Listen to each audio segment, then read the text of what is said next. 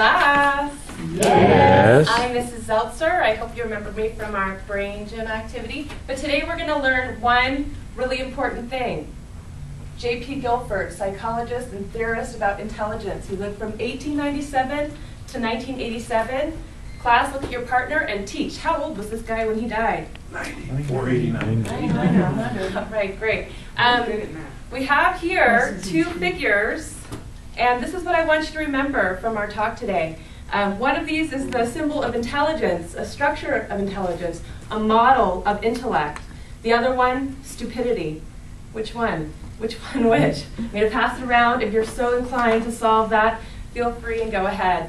I want you to remember this cube formation because it is basically the definition of what he created, Guilford created. It's the structure of intellect. And his model had a 5 by 5 by 6 kind of cube formation, and I'll pass this out so you guys can take a closer look at it later.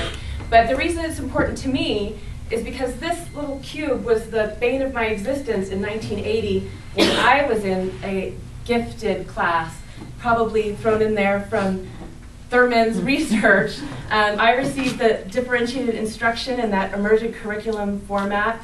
We were set free with beanbags and novels and little centers to do all of our activities, and I did not belong. I didn't know how I got there. Everyone else was the smart kid.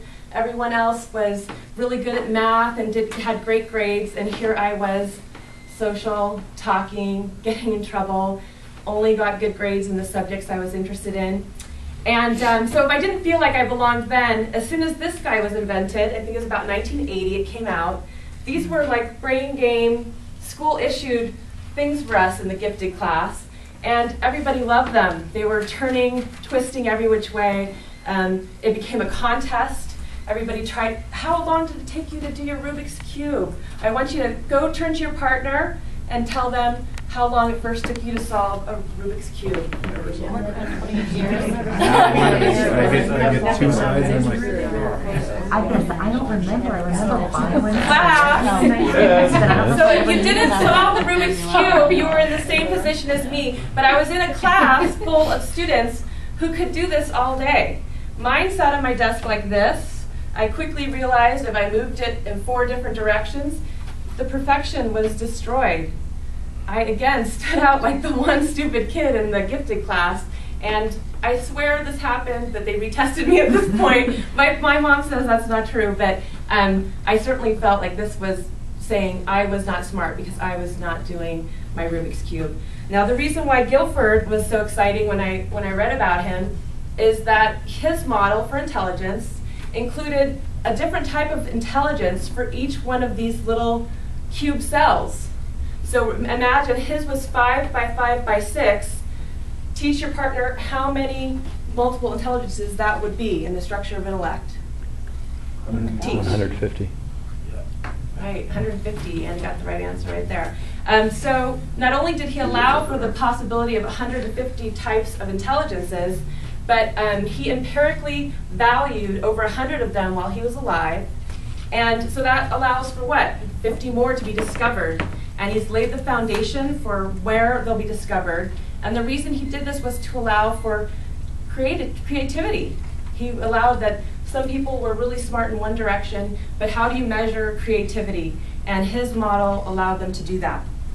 Some facts about J.P. Guilford. Again, he was probably in school with Brandy's guy, Thurston, with the Shropshire theorist. So it's kind of exciting to see how this evolved from a seven section theory to 150 different intelligences. He got his BA and MA at University of Nebraska, after which he taught grades 1 through 8 for a couple of years. He got his PhD at Cornell. That's where I'm sure Thurston was an influence. He was a professor in Nebraska, University of Nebraska, University of Kansas, and University of Southern California. His research allowing for creativity formed out of his psychological research that he did at the Santa Ana Army Air Base during World War II. He was a co-author or author of 25 books, 30 tests, 300 journals.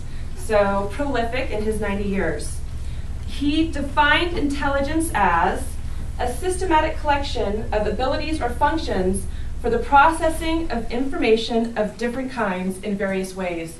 So his definition of intelligence allowed for lots of different types of intelligences. Again, imagine this on the 5x5x6 model and 150 different ways to say that you are smart.